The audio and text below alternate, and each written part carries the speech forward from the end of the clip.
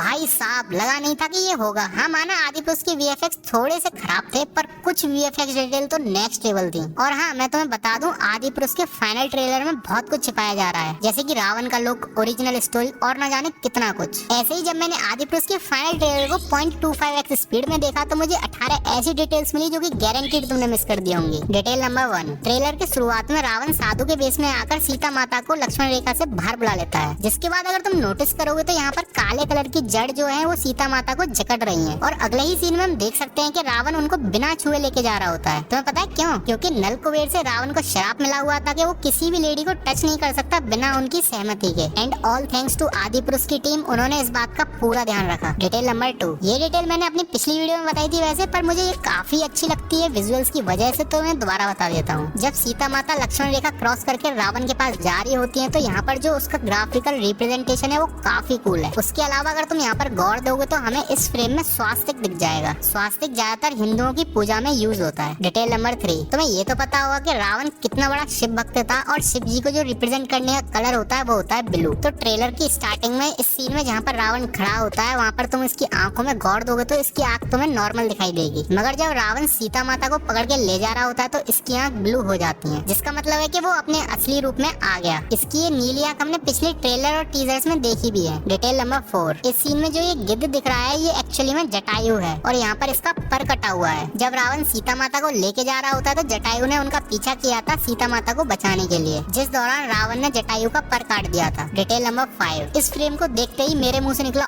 ओ भाई साहब, क्योंकि ये तो तुम्हें पता ही होगा कि जो रावण की लंका थी वो सोने की थी। अब इस सीन में जब गौर दोगे तो लंका सोने की ही दिखाई है, मगर इतनी एडवांस लेवल पर कि पूछो मत। लुक एट द डिजाइन, कितना परफेक्टली बिल्ड किया गया है। डिटेल नंबर 6, भले ही सबने आदि पुरुष की बुराई करी हो वीएफएक्स के मामले में, लेकिन भाई इस फ्रेम में देखो इस रोड को जो कि कितना एडवांस दिखाया गया है। और सबसे बड़ी बात, इसमें भी सोने की जो डिजाइन है वो परफेक्टली डाली गई है। इनकी डिजाइन के लिए 1 लाख तो बनता है। डिटेल नंबर 7, इस वाले सीन में जहाँ पर ये बंदर उछल उछल के जा रहे होते हैं उसके अगले ही फ्रेम में हम श्रीलंका देख सकते हैं। तो ये जो सीन है ये मेन बैटल होने से पहले का सीन है, जहाँ पर ये सब असेंबल हो रहे होते हैं लड़ाई के लिए। ये डिटेल काफी डीप है। तो इस फ्रेम में जब तुम नोटिस करोगे तो यहाँ पर कुछ मोती गिर रहे होते हैं जो कि सीता माता के होते हैं, और ये तब गिरे हैं जब रावण उनको अपने पुष्पक विमान में ले जा रहा था। अगर इसी फ्रेम के जस्ट पहले तुम यहाँ पर गौर दोगे तो तुम्हें बादलों के बीच में रावण का पुष्पक विमान दिख जाएगा, वही पुष्पक विमान जिसे हमने आदि पुरुष के सबसे पहले टीजर में देखा था, और सच कहूँ तो बेकार बनाया है। डिटेल नंबर 9, एक फ्रेम में ये बंदर मोती देख रहा होता है, ये वही मोती है जो हवा में से गिर रहा था सीता माता का। तो ये एक्चुअली वो सीन होगा जब राम जी की सेना सीता माता को ढूंढ रही थी। डिटेल नंबर 10, इस सीन में सीता माता के आगे एक रिंग गिरी हुई है। अगर मैं गलत नहीं हूँ तो ये वही रिंग है जो राम जी ने हनुमान जी को दी होगी जब हनुमान जी सीता माता से मिलने जाते हैं। अगर हनुमान जी बिना किसी सबूत के सीता माता के आगे आते तो सीता माता कभी भी उनका विश्वास नहीं करती। और नेक्स्ट फ्रेम में हमें हनुमान जी दिख भी गए थे। डिटेल नंबर 11, इस सीन में हमें हनुमान जी काफी बड़े दिख रहे हैं और सीता माता उनसे काफी छोटी। तो ऐसा इसलिए क्योंकि हनुमान जी के पास सिद्धि थी, जिस वजह से वो अपना आकार एटम से भी छोटा और कितना भी बड़ा कर सकते थे। डिटेल नंबर 12, इस सीन में यहाँ पर तुम देख सकते हो ये बंदा किसी पर अटैक कर रहा है जिस पर सोने की स्पीड है। अब गौर दोगे तो इस सोने की स्पीड का जो कलर है वो ब्लू है, जो कि एक्चुअली रावण की थीम है इस मूवी में। लेकिन भाई इस डिटेल के लिए मुझे माफ कर देना, मैंने बहुत कोशिश की इन दोनों बंदों का पता लगाने के लिए, लेकिन इन दोनों बंदों का मुझे पता नहीं लग पाया कौन है। डिटेल नंबर 13, इस सीन में जहाँ पर ये रावण दिखाया है इस पर 2 वेपन है, जिस पर ध्यान दोगे तो एक्चुअली में त्रिशूल है जो कि शिव भगवान पर होता है। लेकिन मैंने एक चीज नोटिस की, अगले ही फ्रेम में रावण पर कई सारे वेपन आ जाते हैं लेकिन मुझे इन सब में त्रिशूल नहीं दिखा। डिटेल नंबर 14, ट्रेलर में एक सीन आता है जहाँ पर राम जी बोलते हैं भारत की किसी भी बेटी, जब भारत की किसी बेटी पर